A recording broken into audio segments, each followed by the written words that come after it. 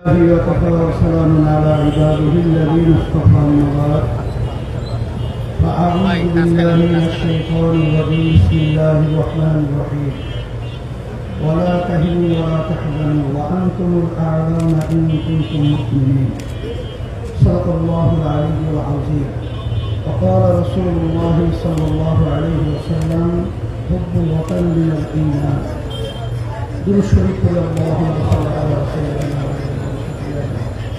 وحبيبنا ومولانا محمد صلى الله عليه وعلى آله وأصحابه وبارك وسلم প্রতি বছর ঘুরে ঘুরে জুলাই আসবে, 5ই আগস্ট বৈষম্য বিরোধী ন্যায় দাবি নিয়ে যখন বাংলাদেশের মেধাবী উদীয়মান ছেলেগুলো রাস্তায় নেমেছিল, তাদের একটা আশা আকাঙ্ক্ষা নিয়ে যখন রাস্তায় এসেছিল বৈষম্য দূর হবে, অন্যায় দূরীভূত হবে, ন্যায় প্রতিষ্ঠিত হবে। আমরা তখন কি দেখলাম? পাখির মতো এই বাংলাদেশে যারা নাকি দায়িত্ব পালন করেছিল প্রশাসক এবং যারা দেশ পরিচালনা করেছিল, তাদের নির্দেশে আমাদের বাংলাদেশের মানুষগুলোকে, আমাদের উদীয়মান ভবিষ্যৎ প্রজন্ম সন্তানগুলোকে, আমাদের হাফেজ আলেম ছেলেদেরকে, বিভিন্ন পর্যায়ে ছোট বাচ্চাদেরকেও তারা এই নির্মম হত্যাযজ্ঞ থেকে তারা কিন্তু ফেরে নাই। তারা কিন্তু পশুর চেয়ে হিংস্র আমাদের বাংলাদেশের মানুষের সাথে ব্যবহার করেছে। আমরা দেখেছি সেই জুলাই গণ অভ্যুত্থানে আমাদের চোখের সামনে এই রাজপথে আশরাফুল মাখলুকাত মানুষগুলো, তাদের মাথার মগজগুলো রাস্তার ভিতরে পড়ে থাকে। আমরা দেখেছি শত শত ভবিষ্যৎ উদীয়মান প্রজন্ম, আমাদের মেধাবী সন্তানগুলো তাদের জীবনের একটা চক্ষু হারাতে। কিন্তু বারবার জুলাই আসবে, বারবার সেই কথা আমরা স্মরণ করব। কিন্তু আমি বাংলাদেশের সর্বশ্রেণীর মানুষদেরকে আমি বলবো যে আমাদের ৭১ স্বাধীনতার জন্য এদেশের মানুষ জীবন দিয়েছিল, রক্ত দিয়েছিল, মা সন্তানকে হারিয়েছিল, স্ত্রী বিধবা হয়েছিল, আরো অনেক কিছু আমরা দেখেছি।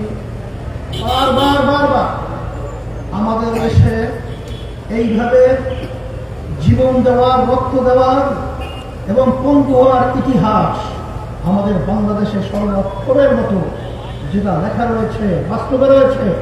কিন্তু আমরা যে লক্ষ্য উদ্দেশ্য নিয়ে বারবার রাস্তায় আসি, এই দেশটাকে একটা সোনার দেশ তৈরি করার জন্যে, আমরা বারবার যে রাস্তায় আসি বৈষম্য দূর হওয়ার জন্যে, আমরা বারবার যে রাস্তায় জীবন বিলিয়ে বারবার রাজপথে আসি, কেন? এদেশে টাকা বিদেশে পাচার হবে না, লক্ষ লক্ষ মানুষ আর বিনা অপরাধে মিথ্যা কেসের মাধ্যমে তাদের সংসার ধ্বংস হবে না, আমাদের মায়ের কোলগুলার সন্তান হারা হবে না, আমাদের দেশের মানুষ রাস্তায় নামবে গুম হবে, ঘরে থাকবে খুন হবে, আর সেই মায়ের কথা আমাদের কানে আর শুনতে হবে না যে আজকে কয়েকদিন পর্যন্ত আমার সন্তান আমাকে মা বলে ডাক দেয় না। এই জন্য আমি বলবো যে আমাদের চিন্তার পরিবর্তন করতে হবে। আমি বারবার বলেছিলাম, আজকেও বলছি যে আমরা আমাদের এই ফলকে যখন আমানত হিসাবে যথাযথ জায়গায় আমরা না রাখবো, ততদিন বারবার আমাদের জুলাই দেখতে হবে। আমাদের সন্তানগুলো রাস্তায় এরকম ভাবে পাখির মতো মরে থাকতে দেখতে হবে। এই জন্য আমি বারবার বলেছিলাম যে আমরা বারবার আমাদের এই ফলকে মুরগি যেরকম নাকি শ্রীগালের হাতে আমানত যেরকম নিরাপদ নয়, আমাদের দেশের বারবার এই অর্জনকে আমরা যাদের হাতে তুলে দিচ্ছি, এরা আমার শ্রীগালের ভূমিকা রয়েছে। এরা দেশের প্রেম কোনো কাজে কোনো কর্মে তারা প্রমাণিত করতে পারে নাই। এই জন্য আমি এক কথা লম্বা না করে সামনে যেহেতু নামাজ, আমরা আপনার সকলকে বলবো, আমরা বারবার বিএনপি, আওয়ামী লীগ, জাতীয় পার্টি সহ অন্যান্য মানব রচিত গণতন্ত্র, মানব রচিত তন্ত্রমন্ত্রের মাধ্যমে আমরা দেশ পরিচালিত হতে দেখেছি। এই নীতি আদর্শের মাধ্যমে নতুন ভাবে আমাদের দেশ সুন্দর হবে, এটা আশা করা সম্পূর্ণ একটা, আমি বলবো, বোকার স্বর্গে বাস করার মতো। আমাদের দেশে 92 জনের মতো মুসলমান বসবাস করে। আজকে ইসলাম শব্দের অর্থ শান্তি। আমাদেরকে বিজাতিরা ইসলাম বিদ্বেষী চক্র বারবার এই ইসলামকে বিতর্কিত করার জন্য, আমাদেরকে ভয় দেখানোর জন্য, এই সুন্দর নীতি আদর্শকে বিতর্ক করার জন্য বারবার আমাদের দেশের ভিতরে বিভিন্ন পরিকল্পনা নিয়ে কাজ করা হচ্ছে। না, ইসলাম এমন এক নীতি আদর্শ, যে নীতি আদর্শের মাধ্যমে একটা পিঁপড়ার পর্যন্ত তার স্বাধীনতার নিশ্চয়তার ক্রান্তি রয়েছে। ইসলাম এমন এক নীতি আদর্শ, শরিয়া এমন এক নীতি আদর্শ, যে নীতি আদর্শের মাধ্যমে হিন্দু, বৌদ্ধ, খ্রিস্টান, অন্যান্য ধর্মাবলম্বী যারা রয়েছেন সংখ্যালঘু আমাদের দেশের মধ্যে, তারাও তাদের জান মালিক এবং তাদের বিভিন্ন স্বাধীনতা নিয়ে দেশের ভিতরে বাস করার একটা পরিবেশ রয়েছে। এই জন্য আসেন, আমরা এই 5ই আগস্ট গণ-অভ্যুত্থানের পরে যে আমাদের সম্ভাবনাময় একটা পরিবেশ তৈরি হয়েছিল, এই যে সমঝোতা করেছিলাম, তার নায়ক আমরাই ছিলাম।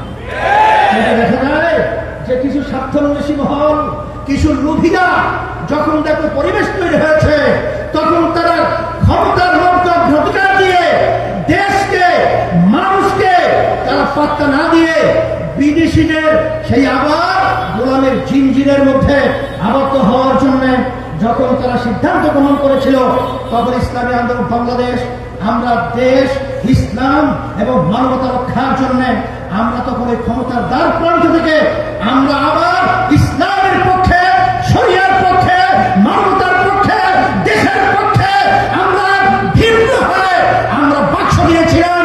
আজকে বাংলাদেশের ভিতরে দেখেন যে আজকে বিরোধী দল রয়েছে, সরকার রয়েছে, কিন্তু আমাদের যে জীবনগুলো দিয়েছিলাম যে উদ্দেশ্যে, রক্ত দিয়েছিলাম যে উদ্দেশ্যে, চক্ষু হারিয়েছিলাম যে উদ্দেশ্যে, সব পায়ের নিচে পদদলিত হলো।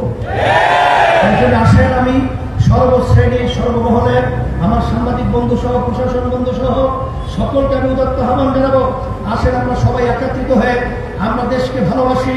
ইমানের একটা অংশ, ব্যক্তি স্বার্থ, চুরি দুর্নীতি বাদ দেন। এই সম্পদ দিয়ে আর কি করবেন, আর কত লাগবে, আর কত দরকার?